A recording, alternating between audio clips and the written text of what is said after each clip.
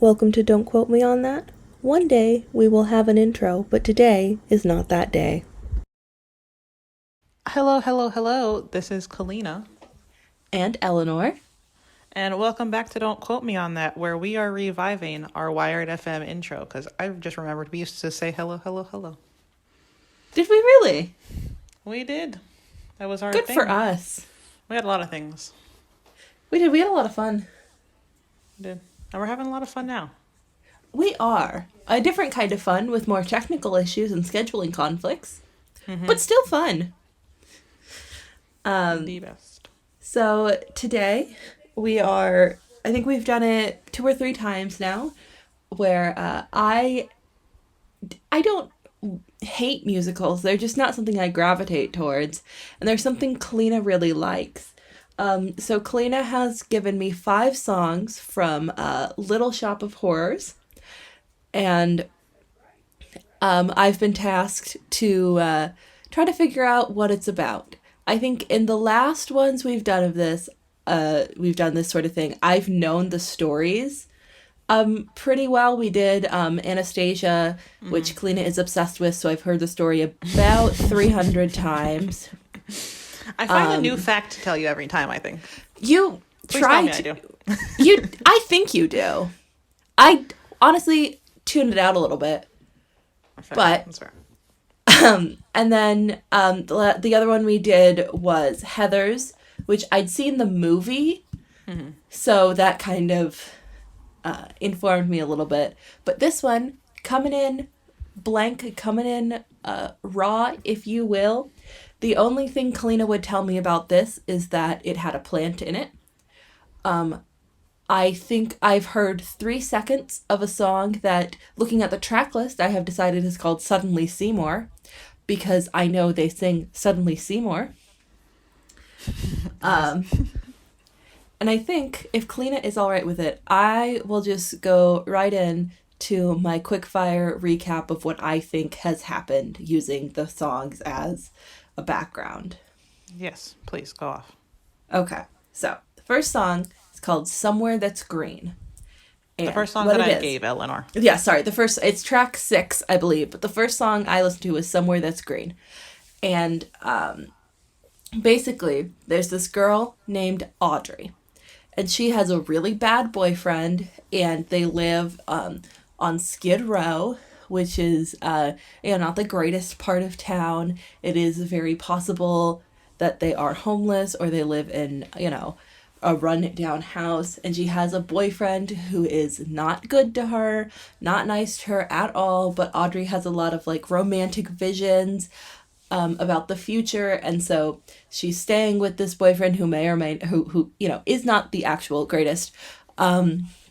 Because she thinks that, once they can get out of the bad situation they're in, him being a bad person will calm down. Okay? So that's where we start. And then we go to track 11, Feed Me. So, in those 5 tracks we've missed, here's what happened.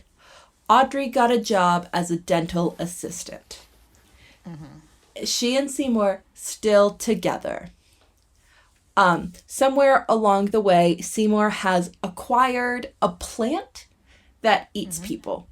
And this I know because it's the only thing I knew about the play before it started, or the musical. It's the main thing. Good. In my mind, I like to think that the plant somehow sought Seymour out because he knew Seymour would do his bidding. Not quite sure. But basically, Seymour went from manipulating Audrey to being manipulated by this plant, who I think, according to the lyric sheet, is also named Audrey, which I have a lot of questions about. So you're going to need to have an answer for that. I do. But basically, the plant and Seymour are buddies now. And the plant is like, hey, buddy, I'm really hungry. You know what I would like? Humans. And Seymour is like, I don't really want to do that. And then the plant is like, that's too dang bad.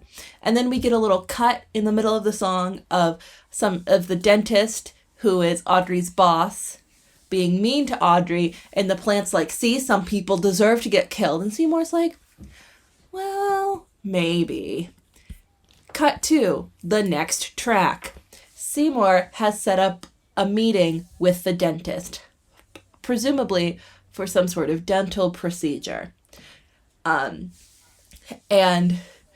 the dentist is named Oren, which is the name from the creepy guy from Parks and Rec, which doesn't add anything to the story. That's just a fun fact for you. And Seymour and the dentist are hanging out, and Seymour's like, you know what would be really funny is if you did some laughing. Do you do laughing gas? Anyway, they did some laughing gas before this little surgery procedure, whatnot. It's called nitrous oxide, which I have been under. It was not fun. It was not funny. It hurt, and I had my teeth taken away from me. But they did that, and then the mask gets stuck on to the evil dentist, and Seymour is like, well, it's not technically killing him if I just don't help him take the mask off. And the dentist is like, hey, dude, I'm dying. Moral dilemma. And Seymour's like, I can see that you're dying, but, like, I didn't touch you. I didn't kill you. It says, you know, I couldn't shoot you when I wanted or when I tried to. So, like, this isn't my fault. It's accomplishing the goal I want, but I didn't do anything. And then he died. He laughed himself to death. Mm-hmm. And then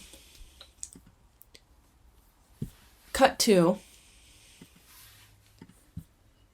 let's see, we went from 12 to 18, so we skipped a lot of time. This is about, this one's called Somanex / Suppertime Reprise. And in this one, Audrey and Seymour are still together, but Audrey's been noticing that Seymour has been acting a little weird, a little kooky, if you will. And, you know, also some of her friends have gone missing. And, you know, when you have a boyfriend who's acting really weird and really sketchy, and, like, your boss and maybe some friends have gone missing, and you know your boyfriend isn't a great person, maybe you're putting 2 and 2 together. So Audrey goes over to Seymour's house to be like, hey, dude, why are you acting so weird? Side note, does it have anything to do with those friends of mine who have gone missing?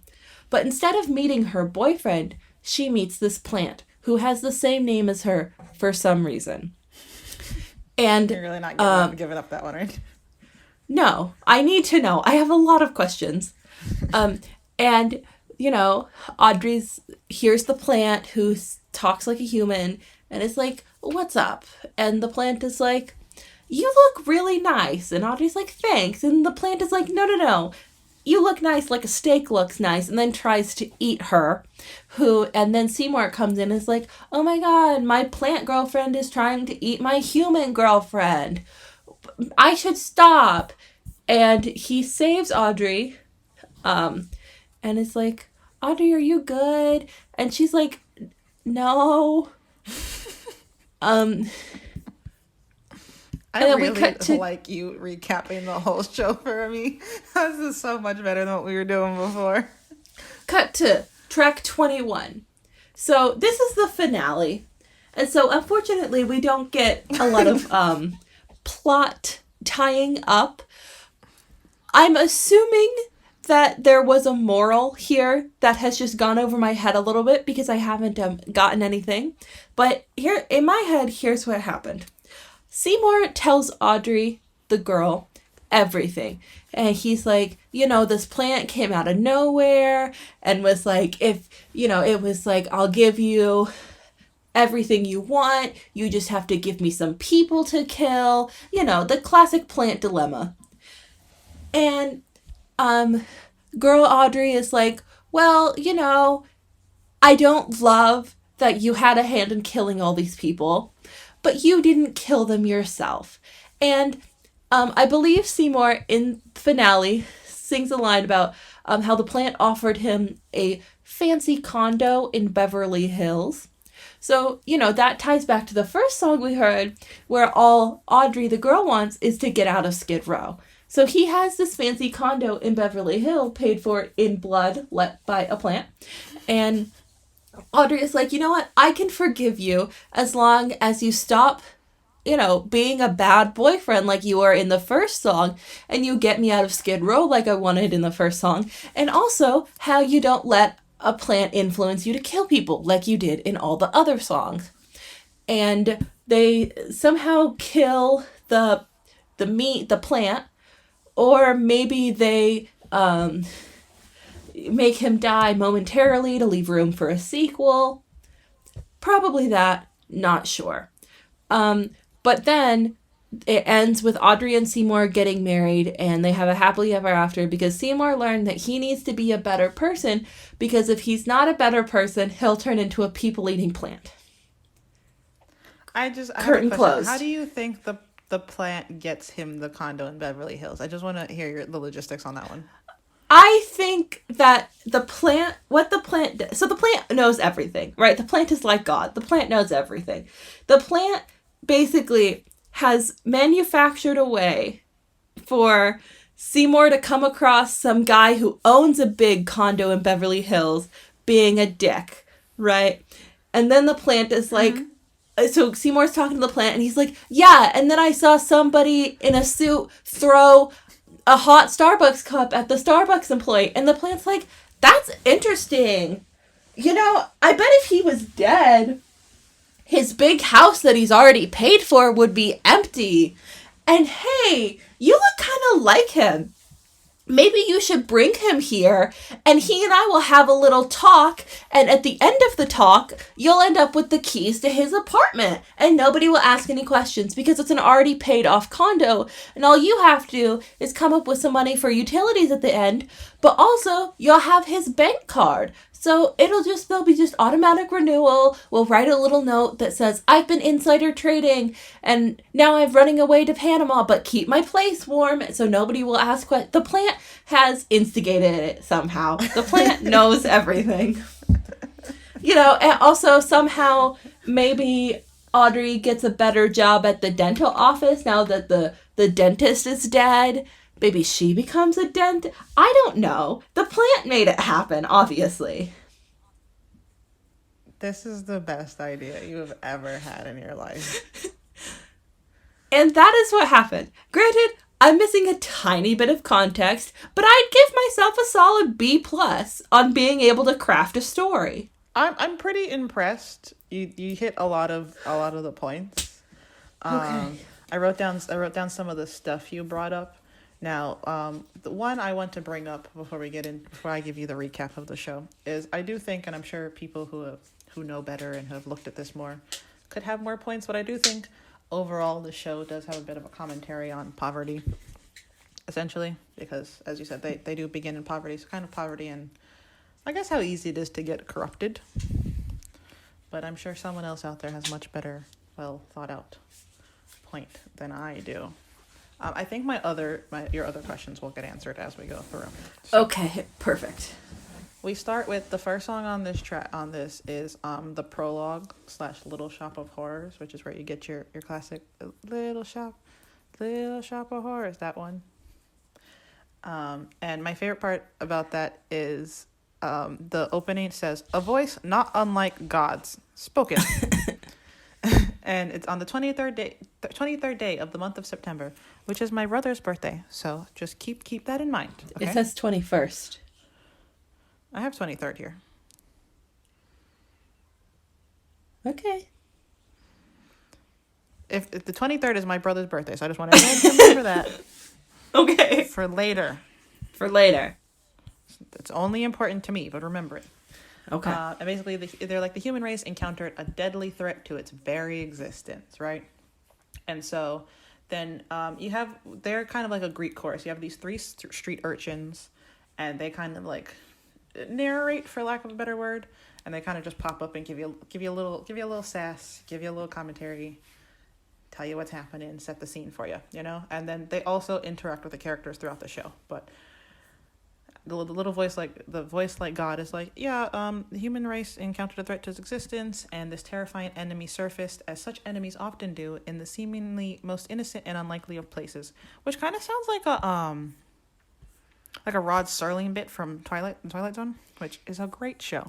Also, this is based on the Little Shop of Horrors movie, which is from the 60s, so this is kind of like the setting, as they're in the 60s.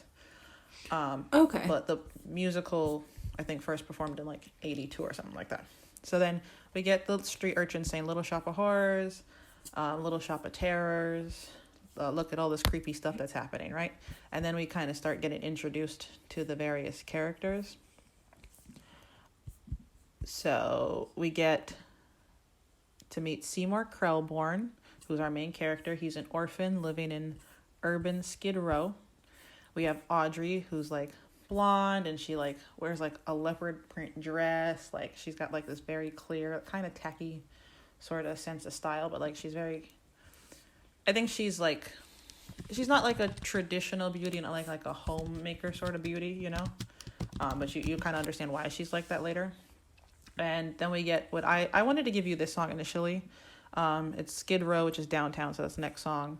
And we get introduced to like what life on Skid Row is like. So basically they're like, the street urchins are singing, they're like, you alarm goes off at 7, you put on your 8 hours, and you have to come home to downtown. And they're like, downtown where the folks are broke, downtown where your life's a joke, and like where the cabs don't stop, and where the food is slop, blah blah blah.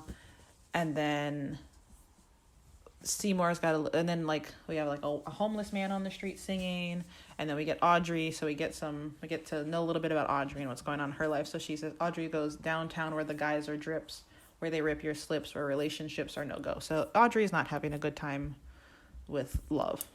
And then we get Seymour, and Seymour's like, poor, all of my life I have always been poor. That's his first line.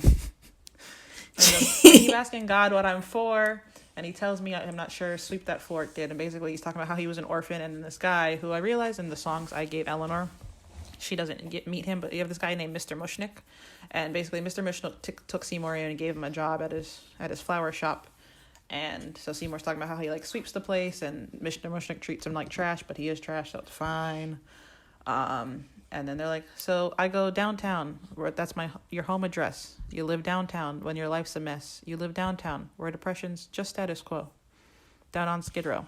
And then we have this very moving moment, which I'm regretting not giving this song now, but basically Seymour's like, someone show me a way to get out of here, because I constantly pray I'll get out of here, and they kind of just repeat getting out of here. And then Audrey and Seymour start singing together, and they're like, someone tell Lady Luck I'm stuck here. It would be so good to get out of Skid Row, and I don't know what, but I would do anything to get out of here. And like, someone tell me I will succeed in doing that. And then, you know what he does. Seymour and Audrey both work at Mushnick's Skid Row Florists. It's a little rundown florist shop. They are not doing well. And Seymour is a klutz, for lack of a better word. I think when we first see him, Audrey goes into the flower shop and she's late, and like the flower shop closed at 5 p.m. and I'm pretty sure Audrey shows up at like 4:30, right? And Mr. Mushnick's like, there was no point in you even showing up. And also she has a black eye. But during the scene, all we hear is crashing in the background because Seymour's in the basement just making a mess of things. And we learn that Seymour has recently obtained a mysterious... I am reading a little bit from the Wikipedia page because I remember what happens, just not necessarily in the specific order. So basically, after we meet Mr. Mushnick and stuff, we learn Seymour has found this mysterious plant. And what happened was he was looking for new flowers in the wholesale flower district, and there was an eclipse. And then after the eclipse was over, this plant just appeared in front of him. And it's another song. It's The Do. Not very terribly important. So the reason, this is to answer your first question, the reason the plant is named Audrey 2 is because Seymour is in love with Audrey. So he named the plant Audrey 2, but they just call it Audrey or Tui. Okay, all right. So they don't call it plant? No. Okay. And Audrey, I'm pretty sure she's like, oh my God, that's so sweet. Which, like, given the events that are about to transpire. Less sweet. Great. Less sweet, right? So that's Dadu. And then we got Grow for me, because this plant... not doing well, okay? It's like dying. Seymour's like, Seymour's like, I've tried putting you in sunlight, I have tried putting you in the dark, I have tried soil and like really wet soil and really dry, like I have tried everything, you're not responding to any of the things I'm doing here. And then he accidentally pricks his finger, and Audrey 2 opens up, and Audrey 2's like, blood? And he realizes that he has to give the plant blood for it to live. So that's where we get growth. I would not have probably made that. No. Basically, so the plant, you have, I think, 3 versions of the plant in the show normally. So your first is like this very small, but they all can be manipulated. But the one's very small. It's usually like, I think, like a puppet, if anything, or it can be controlled remotely. So like this plant is like very obviously drooping, and then he pricks his finger and the blood, and he's like, I think he's like showing it to the plant because he talks to the plant. Like one would talk to their pet, or like Kalina might talk to herself, you know? He talks to the plant. And so he's like, oh my God, Tui, look, I pricked my finger. And then the plant like visibly perks up. And the plant's like, you do what now? And so he figures out he's got to start giving it blood. And so he sings Grow For Me. He's like, I've tried everything, but like, I guess it can't hurt if I give you blood. Which like, not the right It might. thing. But he says, I've given you sunlight, I've given you rain. Looks like you're not happy, lest I open a vein. I'll give you a few drops, if that'll appease, just please grow for me. Because like I said, he's not doing great. Mushnik does not like him. He's a klutz. He's like, I need something to go right, okay? If this plant is what will go right, then fine, I'll do it. Okay. And so Audrey 2 starts growing, and because it's a weird looking plant and like it's just very distinct, it becomes a big attraction. And so Mr. Mushnik's flower shop starts getting like really good business, and they start making money finally. And so since he was the one who found the plant, he's the one who takes care of the plant, because Seymour hasn't told anyone what the plant needs to grow.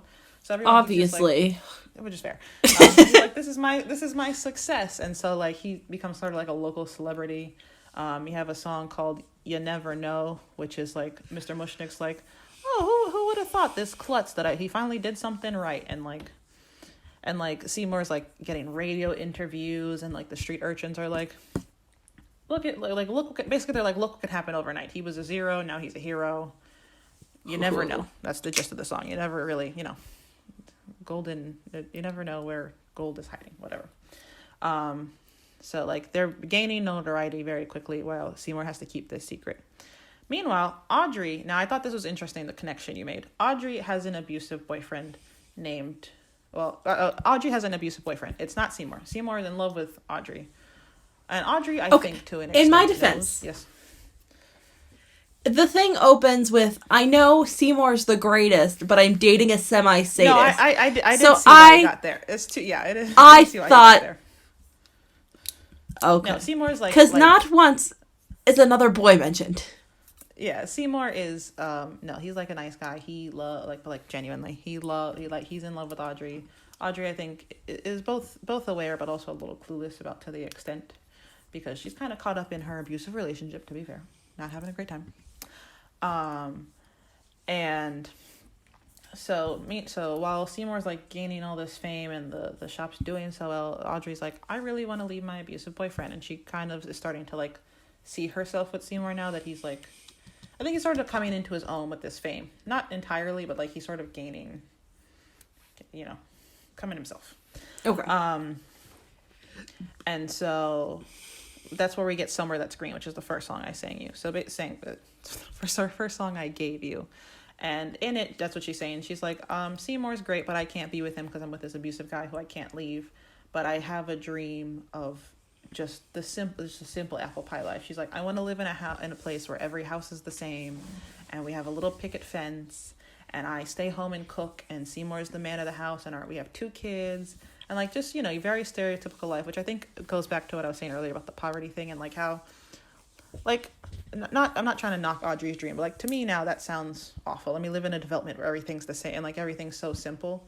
But like also sometimes it's the simple things that like, it's like what she doesn't have now. She doesn't have any sort of stability. She doesn't have a home of her own.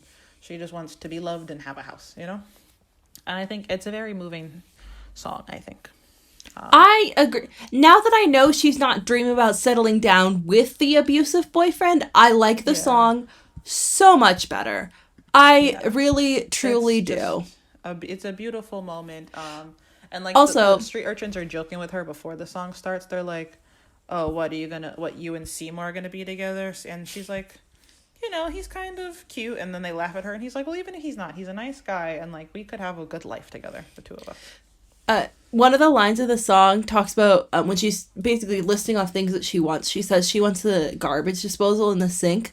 And our kitchen we moved into a new house. The kitchen absolutely sucked. Which is part of the reason we got the house on such a good deal, is because we then had to basically pay what it was worth to get a kitchen. We haven't had a sink and a garbage disposal in the kitchen for like 3-4 months. I miss having a garbage disposal. So I heard that line and I was like, you know what? I don't care if Seymour sucks. I'm with you. Like, I can see it. I can see it. Yeah, she goes, like one time in the song, she goes, "I dream of a place where we could be together at last." And the street urchin goes, "What, an emergency room?" And she's like, "Yeah, like we're going to live in a little suburb, just me and the toaster and a sweet little guy. And we're going to have a washer and a dryer. And he likes to mow the lawn, and I cook like Betty Crocker, and like we have pine sol scented air, and it's just very cute." She's like, "And our bedtime's 9:15," which like I agree, 9:15 is a great bedtime. Okay, It really is. and yeah, she's like, "We're just gonna go somewhere that's green as the sun sets in the west." That's just the little life she dreams of, which I feel like I don't know, it's just a very cute song. It's a cute song. I think like it with people. I heard another song later on in here, "Suddenly Seymour," which Elanor said it was one of the songs she saw. People talk about that being a really moving thing, but I think "Somewhere That's Green" is nicer. That's just me. Moving on. So, then we get "Closed for Renovation," which is we're at Mr. Mushnick's flower shop, and like because the place has gotten so popular, they're like, we should probably make this look Better. nice. And also, Audrey 2 is growing very quickly. I think this is the second Audrey 2 now, so it's kind of like medium sized. I think a person's operating it at this point in time. I'm pretty sure. Oh, also I should mention, I stage managed shows in middle school, which is one of my favorite things to do to this day. And the first show I ever fully stage managed on my own was Little Shop of Horrors. So, one, I just think it's a great show, but two, getting to watch it from that perspective it's one of my favorite shows ever, and it's my favorite show I've ever stage managed. But like that's why I know about the puppets. This series is a little embarrassing for me. I was thinking about it when we did Heathers. I was like, I know too many like I was telling Elanor in Heathers, there's a line where Veronica looks to the audience on this line, and I was like, I should stop talking. I really should. I know it enhances the experience for Elanor, I'm sure. But I need to stop talking. It's embarrassing for everyone else. Oh, speaking of me stage managing, I wanted to put this in, and I apologize in advance. If you're my mother, don't listen to the next 30 seconds. In the show, actually, no, I can't tell you the story yet. I can't tell you the story. I'll tell you the story later. I can't tell you. I'm going to spoil something. So anyway, we get close for renovation, and then, as you remember, there's a dentist named Oren Scrivello. He is a dentist? He is a dentist. Yeah. Look at me. That's one for me. It was obvious, but I'm taking it. Don't get too excited. Oh, God. Because Oren Scrivello is also Audrey's abusive boyfriend. Oh, okay. So she's dating the dentist. Okay. Is Oren it also her boss or no? No, she doesn't work there. She just works at the flower shop, at Mr. Mushnick's flower shop. Okay. So Oren shows up to take her on a date, and he drives a motorcycle, and he wears a leather jacket, and he's a sadist. So he likes causing people pain, which is when we get the song titled "Dentist" with an exclamation point. And basically, he was talking about how when he was younger, he was like a really bad kid. Like he used to shoot puppies with a BB gun and Jesus, stuff like that. And so his mom was like, "You should be a dentist because you like to cause people pain. So you can just like put that to work as being a dentist." Which, like, I guess.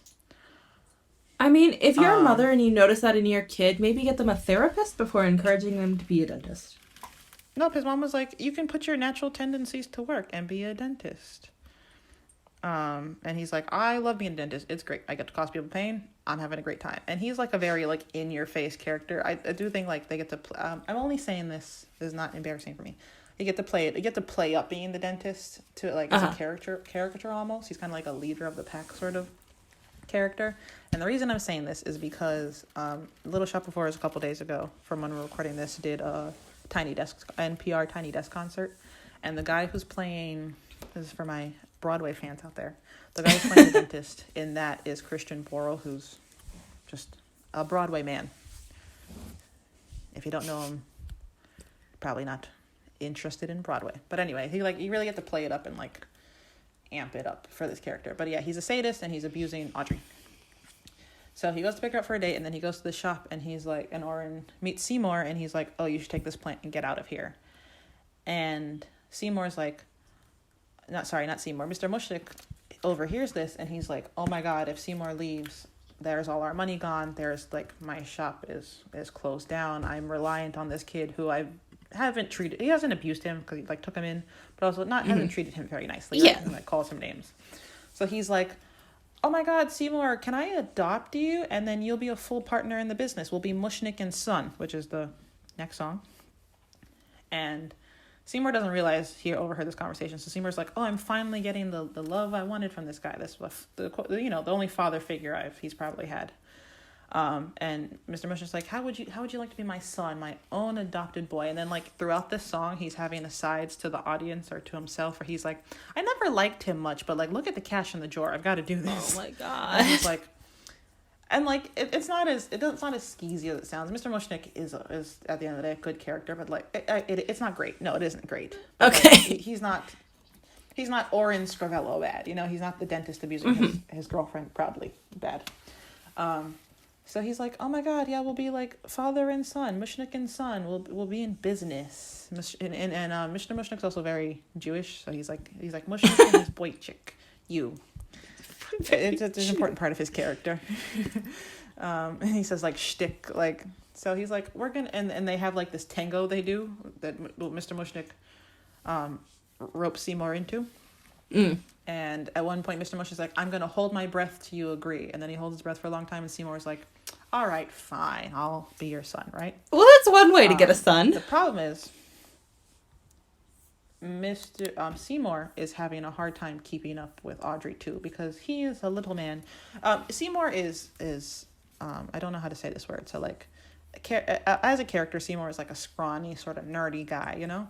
And even if he wasn't, I don't think you can, like, a growing plant apparently needs. Oh, is he still feeding the plant with his own blood? Yes, that's the only thing the plant can eat. Okay. And Homeboy's like, I can't, he's like having a hard time keeping up with it, okay? So he stops feeding the plant. And then I got to give Elanor one of my favorite songs, because he's like, so after Mushnik and Son, Seymour's like, oh, look, I've been so lucky. And look, Mushnik's taken me on. He's finally taken me seriously. And one day I'll owe this shop, and I'll owe it to you, Audrey, too, right? I'm going to owe it to you, this plant. And then he's like, oh, I've been a little anemic, but who cares? I'm kind of hungry. I'm going to go down and get something to eat at this place down the road. And Audrey, too, kind of like visibly droops. And he's like, I'm sorry, but like, give me a couple of days to heal up, and we're going to start again on my other hand. And then Audrey 2 speaks for the first time. And Audrey 2 says, feed me. And he's like... Good first words. Seymour's like, what? And Audrey 2 goes, feed me. And Seymour goes... And I told you, sometimes he calls the plant Tui because it's Audrey 2. So he says, Tui, you opened up your trap, your thing. And you said... And then Audrey 2 goes, feed me, Krellborn. Feed me now. And part of the reason I gave you the song is I think it's a very good look into like how Audrey 2 is a character. Now, Audrey 2 as a plant is a lady, apparently. But it's usually voiced by a dude. But like throughout, I don't know if you got this from the song, but like the plant's very convincing. The plant is very like smooth, and suave, and kind of like just says the right thing at the right time. Like I always imagine if the plant were a character, I would make more sense for it to be a woman because Seymour is a guy. It's like not openly manipulative, but like if you look for longer than 10 seconds, you can tell. But like it's like, oh yeah, it's like like it's just playing up to what you want to hear. So in this song, it's like an abusive boyfriend who knows what they're doing. Yeah, I was right with actually, that little Oren, parallel. I was a little bit Oren and wrong, the but I was dentist. right. So he's like, okay, he's like, I can't give you any more blood. I'll go get you a steak, right? And Audrey's like, nope, it's got to be blood. And Seymour's like, that's really gross. And Audrey's like, no, it's got to be fresh blood too. And Seymour's like, please stop talking. Now, And then why we have don't nice they little, just Audrey's like, go, feed me. And Seymour's like, does it have to be human? And he says, feed me. And he goes, does it have to be mine? And Audrey's like, feed me. And Seymour's like, where am I supposed to get it? Which, let me tell you, not a concern of the plant. And Seymour's like, you eat blood. How am I supposed to keep feeding you? Kill people? And Audrey goes, I'll make it worth your while. And I think this might be I don't know if this is the big plan now, but basically Seymour's like, you're an inanimate object. And at this point, we've got an Audrey that can move also. So Audrey 2 doesn't just talk, it also moves. And so Audrey 2 is moving. He's like, do I look inanimate? Who say I can't do anything I want? And Seymour's like, what do you mean? And the plant's like, I can give you anything you desire. You can get a Cadillac. You can go on a date with Hedy Lamarr. You can dine out for every meal, which, to someone who's an orphan and probably struggling, sounds like the dream. Again, the simple things. So he's like, you could eat out for every meal. Anything you want, you're going to get it. You just have to get me blood.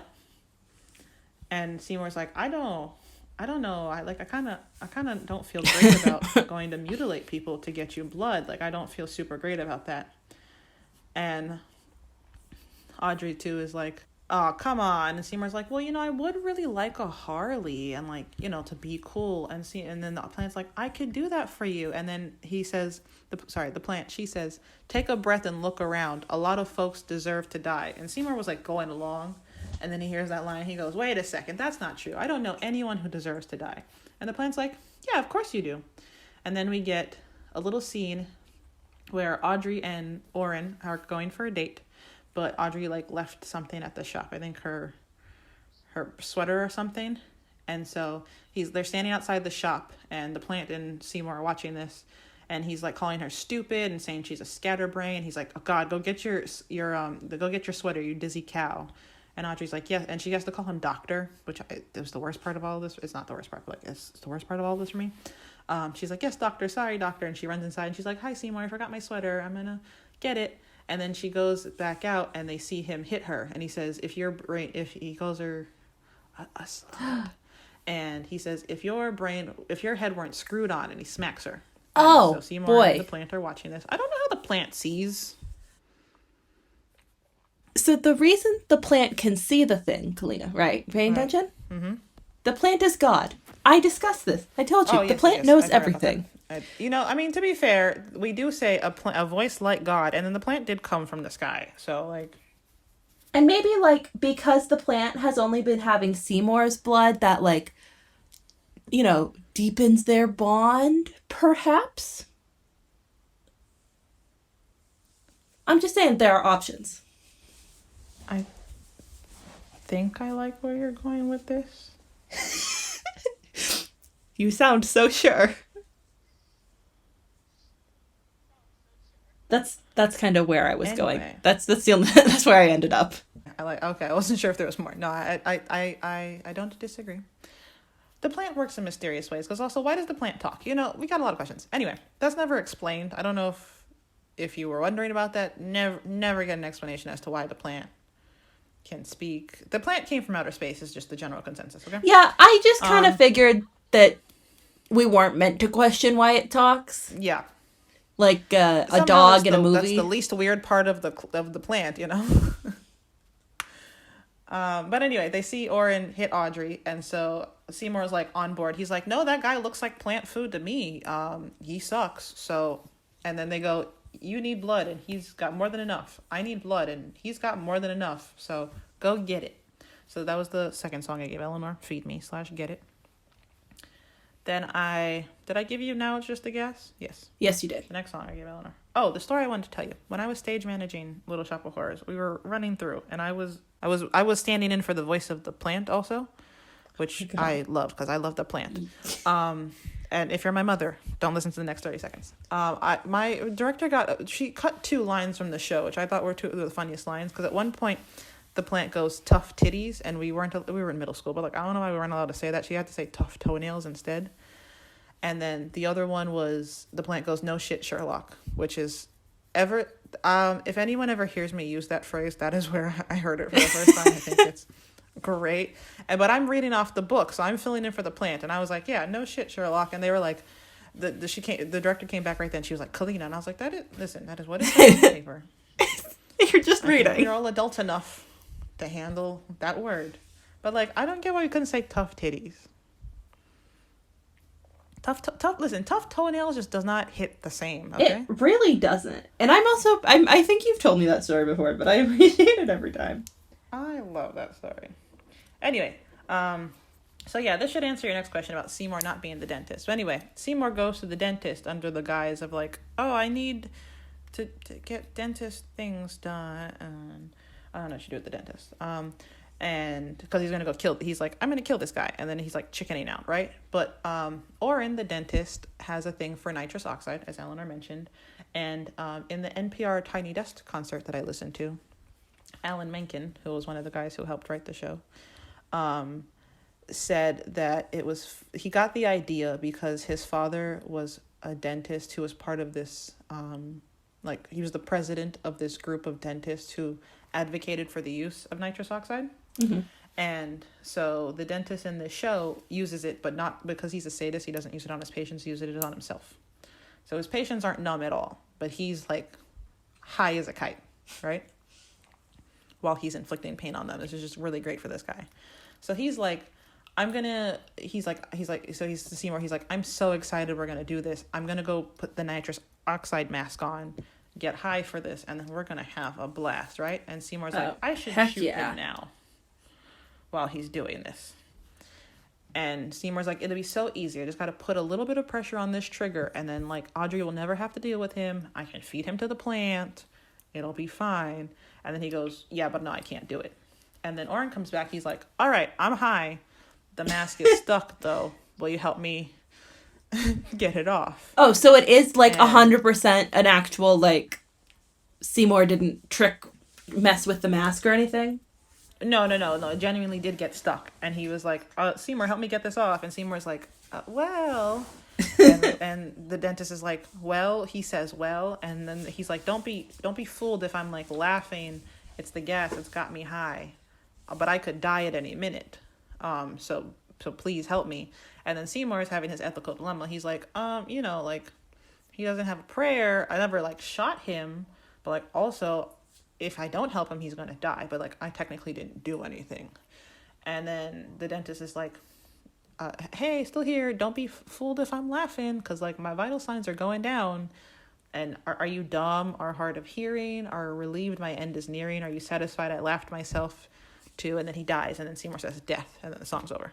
So basically, I don't even know if Seymour finally decided to kill him and let him go. I like to imagine Seymour was just having a dilemma this whole time, and his dilemma took so long that the dentist just died, and he was like, well, great.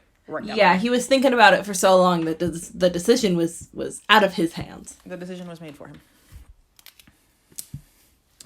So the dentist is dead, and then we get our Act 1 finale.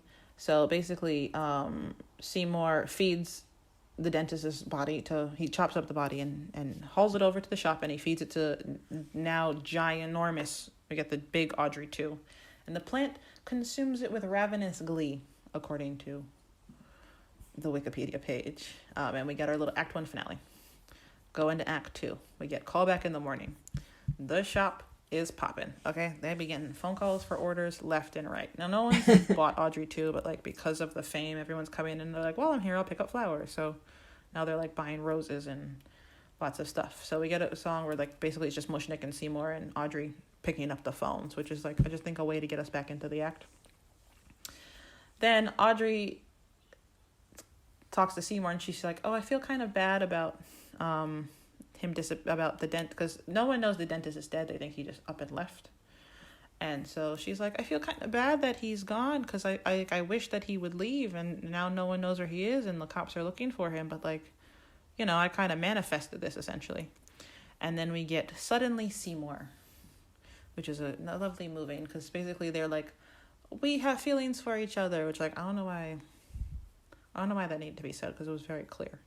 But Seymour's like, I love you. And Audrey's like, oh my God, I love you. And then Seymour's like, I'll take care of you forever. And Audrey's like, that's great. And so he sings Suddenly Seymour, and they're like, Suddenly Seymour, he's standing beside me. He doesn't ask anything of me, and he looks out for me, and it's just this very nice, moving little romantic moment between the two of them. And then they're like, okay, we're gonna leave together, and we're gonna have our somewhere that's green little apple pie life. But then Seymour is like, maybe she only likes me because of my fame, because she never said anything to him before he was famous, which I think is a fair assumption to make. It's at least a good thing to check on, you know. Yeah, so like he's starting to like doubt himself, not realizing that like she liked him this whole time, you know, but she was with stupid man. And they're planning to leave, and then it's the nighttime, and we go to the next song we get here, which is Supper Time, which is also a great song. This was on my short list to give to you. And so Mushnik comes, and he's like, if you want something removed in a hurry, it's best not to get rid of it on Skid Row, and he's confronting him about the dentist because he finds a bloody dentist uniform in their trash, which like, oh, don't, yeah, like, why yeah, be smarter about that. Trash? Anyway, Seymour dumped the bloody dentist outfit, and Mushnik was like, that's weird, and then he saw drops of blood on the floor, and then he saw Seymour and Audrey kissing, so he was like, oh, you must have killed him so you could get with his lady, which like is not entirely untrue, but like isn't the real reason he killed him? Yeah, he killed him because he just sucked as part of it, but like he needed to kill his plant, feed his plant. Yeah. So Mushnik's like, Seymour's like, no, I didn't do it, and Mushnik's like, okay, well, if you didn't do it, just come with me to the police and like just give them a statement, and everything will get cleared up. It's fine. And then Audrey too doesn't talk in front of anyone else. Seymour's the only one who knows it can talk. So like I don't know why. I don't know if like this is in his mind, if they're communicating telepathically, if like Mushnik just can't hear for whatever reason. But basically, Seymour's like, oh, he's got your number now. He knows what you've done. He's going to turn you into the police. I think it's supper time. Oh. And then, Seymour's like, I told you, the plant is conniving. This is not all, like, this is, should Seymour have agreed? No, but, like, the plant does play onto what's already there. You know what I mean? So, Seymour's like, okay, fine. We're going to go to the police. But first we have to get the day's receipts. And Mushnik's like, well, what, did you put them in the safe, didn't you? And Seymour's like, nope, I forgot the code. And he's like, so where did you put them? And Seymour's like, I put them in the plant. And Mushnik's like, in the plant. You put the money in the plant? And he's like, yep, you just got to knock on the plant and then you can get them. Which, like, I don't know why I wouldn't do that. I would have told you to go knock on the plant. But anyway. Yeah, I'd be like, okay, Seymour, go on, go get it then. And this whole time the plant's like, he's got his facts straight. They're going to put you in jail. I'm ready to eat. I just feel like we could work something out here. You know, come on, you want to get two birds, one stone. That you just planned. Yeah, so Mushnik knocks on the plant and climbs inside. And he's like, homie, I don't see the day's receipts in here.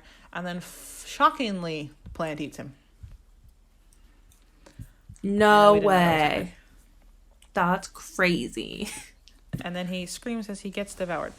So now, Seymour, because if we recall a couple songs ago, it was Mushnik and Son. So now Seymour's in charge of the flower shop. And, like, he's got, like, reporters and salesmen and lawyers and just everyone approaching him. And they're like, you can have a show on the TV. And, like, you're going to be famous. And da-da-da-da-da. And Seymour's like, this out sounds really great. But then he's like, if I want to keep being famous, I have to keep Audrey 2 alive and healthy. Yeah. To keep Audrey 2 alive and healthy, I have to keep killing people with blood. And that he realizes his moral responsibility. And so he's like, I should kill the plant. But remember, he does think that Audrey's only with him for the fame now. Mm-hmm. So he's like, I can't. He's like, there's Audrey, lovely Audrey. She might not want me anymore if I give up the plant. So we have the song called The Meek Shall Inherit, which is all these people, and you know, a little bit biblical again, back to the whole poverty and like I think at the end of the day this is kind of the motto is the meek shall inherit, but it does get kind of warped in this show. But basically they're like, the meek shall inherit, and it kind of is a callback to when they were like, oh, you never know, the song You Never Know, where they're like, who would have thought that Seymour would turn into this great famous guy, right? Yeah. And Seymour agrees to go on this like lecture tour because everyone's like, oh my god, you found this plant, no one's ever seen this plant before, people want to hear from you, they want to talk. They're like, I've never watched a gardening show, I don't think I'd be that interesting. Not for like if I knew, I could understand like local attention for like a really good gardener, but yeah, or like, and like this might not be great, but if I had found out the plant ate blood, I would be interested in that. But like just this plant that looks just a weird, regular plant, no. it's just really huge and it looks strange. No, I'm not interested in hearing you talk about why the plant mutated to look like that. So anyway, he's working on his sweet speech, and then Seymour's like, I'm gonna kill you, plant. And Audrey's like, yo, when's Mr. Mushnick gonna come back? Because Seymour told her that he was visiting his sister. Ah. And during this little conversation they're having, Seymour is like, oh, Audrey really does love me for who I am. He reaches this conclusion, and so he decides he's going to kill Audrey after he does this little interview he was supposed to have. And he's just kind of rambling, and Audrey's like, are you okay? And he's like, don't worry about me, just go home. So she goes home. But this is kind of weighing on her mind. And so she like can't sleep, and she comes back to the shop, and that's when we get the second to last song I gave Elanor, which is Somanex / Supper Time 2. So it's kind of like a reprise to when he killed Mushnick. And Audrey's like, I couldn't sleep, so I took some medication, Somanex, but like these voices in my head kept saying I should talk to Seymour. And I drank some tea, but like I still didn't feel better. So like, Seymour, tell me what's going on. And she's standing outside the shop at this point. And then this is the first time the plant talks to someone else that's not Seymour, and the plant's like, hi, little lady, you look so cute. And she's like, Seymour, is that you? And he goes, no, it's not Seymour, it's me. And she's like, oh my god. And he's like, I'm talking to you. And then he has one of my favorite lines in this whole show. Audrey goes, am I dreaming this? And the plant goes, no, and you ain't in Kansas neither. And then he's like, oh, would you get me some water? I'm just feeling real thirsty. And he like the plant makes itself look real droopy. And she's like, okay. I don't know if I should give you any water, you know? And the plant's like, oh, I promise, I just want water. Like, I'll just drink it. I don't need a glass or ice or anything. And she's like, oh, well, you do look a little, like your branches. I'm sorry, like regular plants need a glass and ice? I mean, this is clearly not a regular plant that's talking to her. All right. So, like, I feel like all the rules went out the window. We're just letting things go real easy? Yeah. And she's like, all right, fine, I'll go get the can of water. And when she gets close enough, he eats her. And then Seymour comes in while he's trying to eat her. And he's like, get off her, get off her. This has got to end now. I'm going to hack you to bits. And then he finally frees Audrey from the jaws of the plant. Also, the plant kind of looks like a Venus flytrap sometimes. I think that's a good comparison to make. Okay, that makes sense. Yeah. You gotta have a big old mouth. Yeah. So anyway, plant eats her, saves her, but she's like kind of been chewed up in half. So like, she's not doing great. And he's like, oh my god, are you okay? And she's like, no. So her dying wish is for Seymour to feed her to the plant, because the plant she's like, so we can always be together, and we get our Somewhere That's Green reprise. Yeah, I don't know which one it is. We've both been saying the different one, but we know what each other means, so I say we can just keep going with it. But she's like, I'll be a part of the plant, and you'll wash my leaves, and you'll care for me, and you'll see me bloom. And like you can take care of me forever this way, like I wanted you to do in my little dream. She doesn't say that part, but like, that's kind of what it is. And so he feeds her reluctantly to the plant. Oh. And Audrey too starts to grow. Well, she was dying anyway, so like, no must know. Okay. So then he falls asleep, and the plant grows little red flower buds. The next day, this guy comes, and he's like, we want to sell cuttings of Audrey 2. Because remember, at this point, Audrey 2 is the only plant of such nature in existence. And Seymour's like, oh my god, this is what the plant planned all along. World conquest. Of course. Naturally. So he tries to kill the plant in a variety of ways. He tries like cutting it up, he tries shooting it, he tries poisoning it, and the plant is like, haha, try again. So his final plan is to just go into the plant with a machete and hack it up from the inside, but instead he gets eaten shockingly. Like that wasn't what it did to the other 3 people. 2 people? 3 people. 3, yeah. And so then the little Greek chorus that have been popping in and out, and the guy who wanted to do the cuttings, come looking for Seymour, and no one finds him. So he's like, so the guy's like, all right, free real estate. And so he has the girls take little cuttings from the plant so he can start selling them. And then we get our final, our Don't Feed the Plants, our finale. And usually the characters come into the show for this. The dead ones? Yeah. And then basically the Greek chorus is like, subsequent to the events you have just witnessed, similar events in cities across America, which bore a striking resemblance to the events you just watched, began occurring. So they're like, from Maine to California, they met this new breed of flytrap, and everyone got sweet talked into feeding it blood. Which, like, be smarter, people. Everyone? Unsuspecting jerks from Maine to California made the acquaintance of a new breed of flytrap and got sweet talked into feeding it blood. I mean, if it was just the one guy, that would make sense, but they're just... Okay.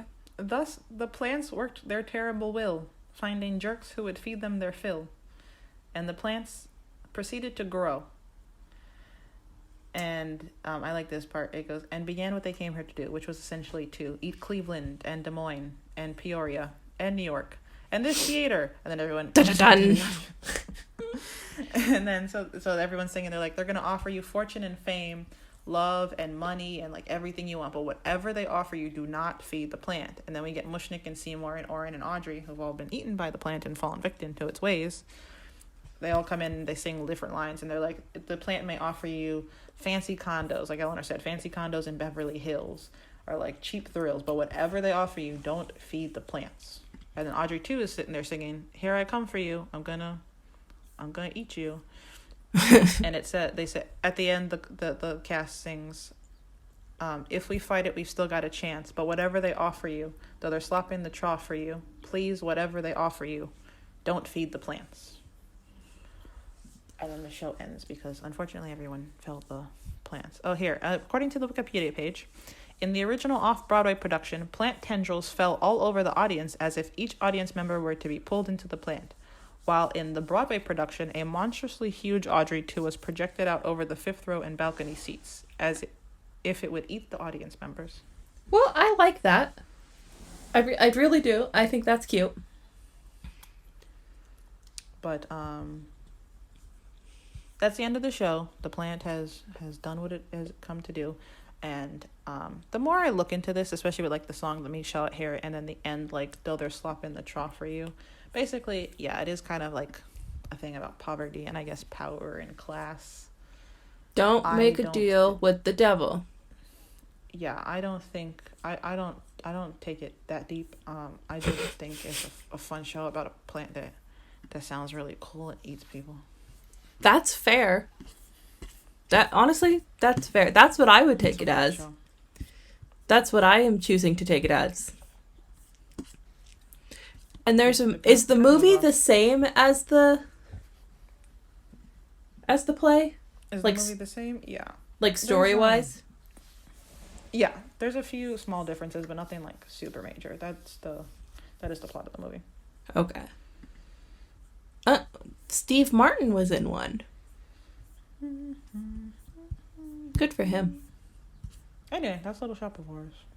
I really liked Elanor giving her full recap at the start of I'm surprised that I was as close as I was. I mean, I was off on some glaring things, but I think I got the kind of gist of it. Yeah, no, you were really close. The only thing that distracted me was because you thought, again, I see why, but we thought Seymour and Audrey's boyfriend were the same, so that distracted me. But like, you were pretty spot on. Apparently, according to this little Wikipedia page about the article about the movie, The film's concept may have been inspired by Green Thoughts, which is a 1932 story about a man eating plant. And then Okay. someone else suggests that it may have been influenced by a 1956 science fiction short story called The Reluctant Orchid. And then apparently in the original movie was, I think, 60s, Kalina said. There's one that came out in 86, and in that Seymour and the Audrey live. Yes, I do. I do remember that. I was going to say there was something mild difference. I know that's like a controversial thing, is people don't Yeah. necessarily love that they live. I listen. I don't. Please don't. No one look into this too deeply. I think it makes more sense when everyone dies. I think it's better when. No, I totally everyone's dead agree. at the end. It's not, yeah. But this has been our show. I think we might have to go watch the movie now, or at least the musical. We can. I listen. What was I gonna say? It's a good show. It's a great show. Listen, first of all, the plant is just always fantastic. A singing plant eating people. You can't go wrong with that. Well, apparently you can, because they do. Need? But I mean, don't as a listen to the viewer, plant. yeah. I'm just saying, like I can see Seymour being like, oh, you're only, like, when he first figures out the plant only eats blood, being like, okay, well, I'll give you a couple drops just this one time, because, like, I've tried everything else. But once I realized this was like a daily thing I would have to do, I would have to reconsider some things. because I feel like if he killed the plant when it was little, we wouldn't be having the problem. If the plant is never big enough to eat people, it never eats people. Exactly. And then you're never a sort of murderer. I don't know. I've never been poor and orphaned and working in a flower shop, so come back to me when I am, you know? We will. Anyway, I have been Kalina. And I have been Elanor. And this has been another musical installment of Don't Quote Me on That.